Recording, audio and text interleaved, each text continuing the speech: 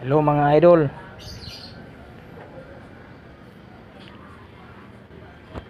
Wawalisin ko tong tubig na to mga idol. Yan. Di masyadong kita.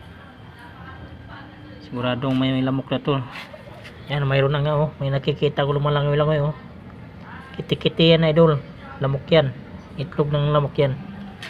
No, maraming lumalangoy oh. Wala masyadong kita. Ilapit ko.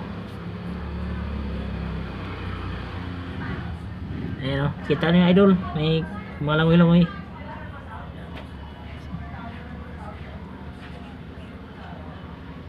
Ayan, napansin nyo na, may malangoy-langoy yan. Oo, kiti-kiti yan. Ano nang lamok yan? Ayan o, itlog ng lamok yan.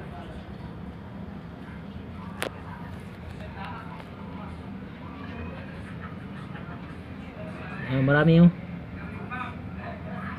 yan pagka nakalipad na yan, pag nagagat yan, yan yung nakakadinggi. Yung mga lamok na yan, yung nangitlog sa malinis na tubig, yan yung lamok na nakakadinggi. Kaya kailangan walisin. Hindi ito harap namin guys, pero sa kabilang kwarto to. Kasi kung wala palagi yung may-ari, kaya ako na lang ako na lang magkusa. Laging busy yung harap dito sa tapat ng katabi ng bahay namin. Kasi pagka nakalipad yung lamok na guys, yung kiti-kiti na yan, kung saan pumapasok yan, di yun namimili ng kwarto yan.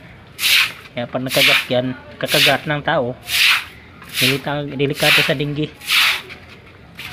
Mabuti pa yung lamok na nangitlog sa mga marumi na tubig, yan hindi yan yan. Ito yung sabi ng mga doktor, yung mga lamok na galing sa malinis na tubig ng itlog, yun yung nakakadinggi.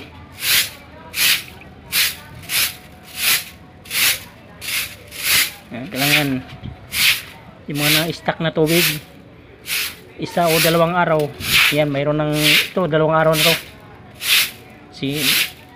Isang araw sa kapon ulan na-stack ng tubig. Dami ng itlog ng lamok, lumalangoy-langoy.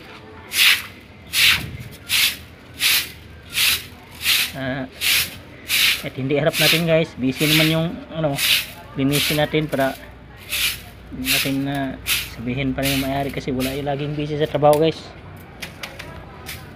Saka gabi na rin ang uwi niya, tapos ang alis madaling araw yata. Salamat guys sa panonood mga idol.